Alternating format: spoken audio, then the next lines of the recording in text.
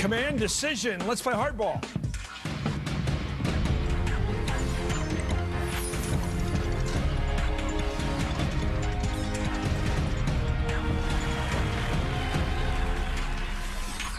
Good evening, I'm Chris Matthews in Washington. Let me start tonight with the new startling video of Sergeant Bergdahl being handed over by the Taliban.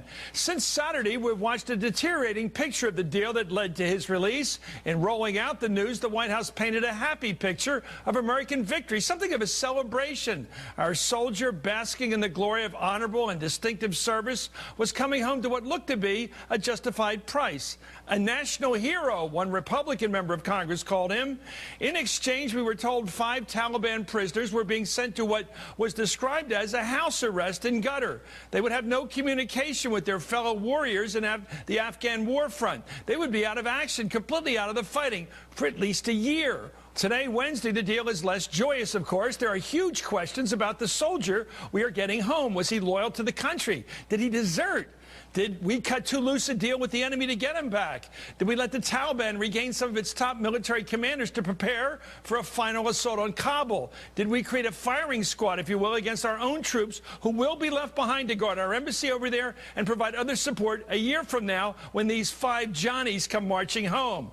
And are they even now engaged in war planning as they assemble in the Taliban headquarters in Doha? Chuck Todd is political director for NBC News and chief White House correspondent. He's the host of the Daily Rundown here on MSNBC, and Clarence Page is the columnist for the Chicago Tribune. First, let's start with those dramatic videos released today of Bergdahl's handoff by the Taliban to American Special Forces. The back of a pickup truck talking to the Taliban. Americans to arrive. Eventually, American Special Forces do arrive by helicopter. Bergdahl and his Taliban escort move toward them. You can see the Americans briefly shaking hands with the Taliban people and then taking Bergdahl back to the helicopter. The Americans frisk him, load him onto the helicopter, then they take off. It all takes about a minute on the ground there. Anyway, Chuck, you got a lot of things to do tonight, so I'm going to get your thoughts here now. Did the White House anticipate today, last Saturday, did they know how the picture would deteriorate? Of the picture we have of Bergdahl as a loyal American or not, the picture we have of these Taliban detainees as dangerous or not? How's the picture changed, or has it? Well, look, they thought 5 days later, if there was going to be a robust debate, if this was going to be a political firestorm, they figured it would almost be solely focused on the decision to release these 5 members of the Taliban back into, the house arrest in Qatar, or whatever you want to call it. That would be the firestorm, that would be the debate, there would be a back and forth. They did not anticipate the focus on Bergdahl himself. They knew the backstory, but there was an assumption that they had, given, perhaps some of the bipartisan calls for trying to find Bergdahl that were coming from Capitol Hill, doing whatever it took to a certain degree to get Bergdahl back into U.S. hands, that there wouldn't be this public outcry against him.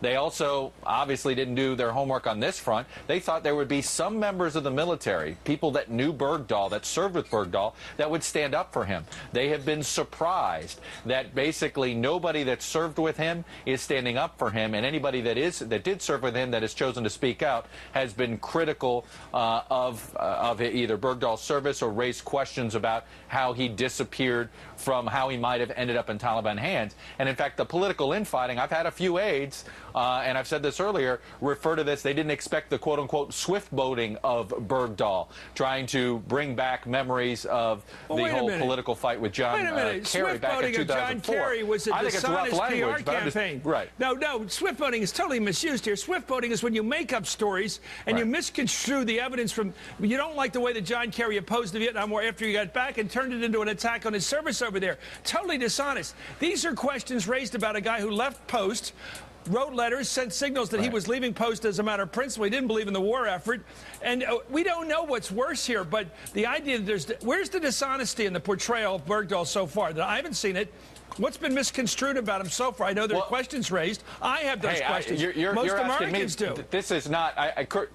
Chris, I understand. This is not my portrayal. I'm simply reporting to you how the White House is viewing this. Now, there is a part of the White House that thinks, hey, and you've heard it from defense officials, give Bergdahl time to tell his side of the story. And they believe at a minimum that it's been unfair that Bergdahl hasn't been able to give his side of the story, that we don't know his version of events, of the circumstances of got him into the hands of the Taliban, and that's why they're calling this a swift boat, that it's a one-sided version of events. Okay, well, I think that's very kind of them. This is what's happened right now, Chris. This is a big political fight all of a sudden, and everybody is in their corners, the red corner and the blue corner. A lot of good people in that White House around the president didn't want to make this deal, including Hillary Clinton, which is a highly important fact here. Now she's going along with it because she's a team player. And she's out to back the president because he's going to back her when she runs, apparently, obviously. So she was against it. Panetta was against it. The defense chief was against it. The idea that they did this so easily, oh, it's going to be an easy rollout. Why do they think it'd be an easy rollout if so many smart people opposed the deal on the Democrat side?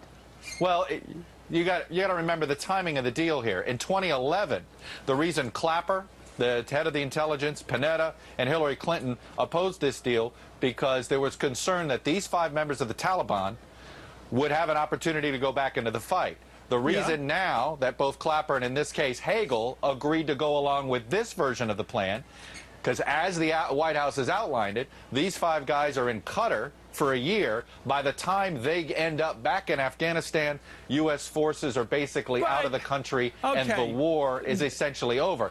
That's is their rationale of the difference between 11 and today. Okay, look, I would like to believe that, but with everything we've gotten today from different sources is they're already back in the Taliban headquarters in Doha. They're hanging around all with each other. They're in direct contact with the Taliban. They're in the Taliban. This idea they've been sequestered and put in some kind of timeout for a year, like in grade school. They're not in any timeout. They're already collaborating with the enemy. They are the enemy. Look at the pictures there. They're back home. Johnny has marched home. They're where they want to be. These are the top commanders. We find out that this guy was the chief of staff of the Army. He wasn't some little guy picked up in the field. He was the head of the Army. The other guy was a top security guy, top intelligence guys, top interior minister. These are top leaders that they handpicked, that they wanted back to help their takeover of Kabul. Isn't that clear to everybody?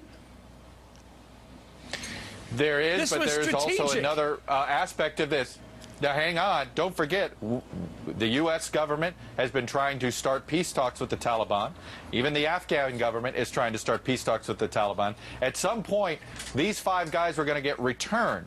And there was an interesting comment today from the State Department spokesperson. I've heard this comment. I've heard this rationale behind the scenes. First time I heard it publicly. Spokesperson Marie Harf over at the State Department said, well, we were going to be releasing these guys at some point in the next year. We might as well have gotten something for them. And this is a reminder, Chris, at some point, we didn't have a legal reason to keep them anymore. They weren't being brought up on any specific charges. They were scooped up early in this war. I know all that, but we still have men in harm's way and women in harm's way.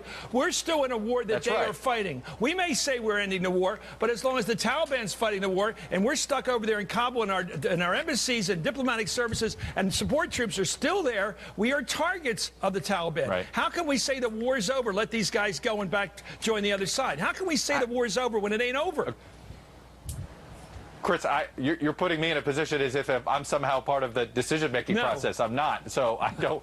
Well, I'm using you as a sounding board. I agree that. But these questions are not just partisan. These are reasonable questions, and I wish the Republicans. No, of course. I mean, this is a hopeless hope that they wouldn't turn everything into their list of hell they love to put everything together. The same little charm bracelet they put everything on. But the fact is, they're going to do it. But I'm still going to say what I have to say. I wonder about this deal. I don't think it looks as rosy as it did on Saturday, and I wonder where they thought it was just another lousy rollout. Wait, Chris, I guess what I would come back to you on this front is if the war is not over, then they wouldn't have released them. There is this mindset in the White House and in the national security community that the war is winding down. And if you're winding down the war, then at some point you have to do something with these folks that were held at Guantanamo and return them. And if you're not bringing charges against them. We got our POWs back in Vietnam. We got our POWs in Vietnam when we got out of that war. When the Taliban gets out of the war, I'll be surprised. Chuck, thank you. This is a tricky one, very tricky. Thank you so much for joining us. Clarence, you only have a little time. Your thoughts about this whole thing? Yeah, one thing to remember about the Taliban is this is not Khalid Sheikh Mohammed and Al-Qaeda, who we know have attacked the United States. Taliban never came over here and attacked us, to very much simplify history, but it's true. We are leaving Afghanistan. Our legal rationale for keeping these Taliban leaders hostage, keeping them in detention, indefinite quote-unquote detention, not permanent detention, but indefinite, that excuse is evaporating. Suppose they go back to the war front. Suppose they go back to the war front. It's not our war anymore. You might not think we're out, but most of the American people are not clamoring for us to get back in. Clarence, you can't poll on this. Are we still going to have soldiers over there that will be targets? They'll be advisors at the most. And they'll be targets. Well, if you're in Afghanistan, yeah, you're a target. Well, but that's my point. Our main troops are pulling out, and you can't hold. How long are you going to keep them, Chris? I mean, you just heard Chuck saying it, and the State Department believes this, the White House believes it, and most of the American people say, sooner we get out, the better. I would say, I agree with that. Don't forget. We're still there. We still got a man who we have released now from Taliban custody. If he was still sitting over there, this would be a different debate, wouldn't it? Okay, my problem is this. If any of our Americans now, from this day forward, get killed over there because of the work of these 5 guys once they're back in authority over there, whose fault is that? Oh, you're going to see the headlines if that happens. Okay, well, I don't want to see the headlines anyway, wouldn't you? I don't want to see them. Maybe we'll get them by drones. That'd be great. Catch them in the act. Clarence, we sometimes disagree. Thank you, Clarence Page of the Chicago Tribune. Coming up, was the Obama administration right to release 5 prisoners of the Taliban, those who they wanted back in exchange for an American soldier who could be guilty of desertion? We're going to have that hot debate. This is just a prelude. That's coming up here in a minute. Plus, that neck-and-neck race for the Republican Senate nomination in Mississippi. The challenger looks like the winner. Could the Tea Party go too far, or is Mississippi already ahead of it? That's pretty scary. And hard as it is to believe, U.S. Congressman Steve King may have topped himself even with his latest removed-from-reality comment about the Obama administration. Finally, let me finish tonight with this deal that was driven by our enemies to release Bowe Bergdahl. And this is Hardball, the place for politics.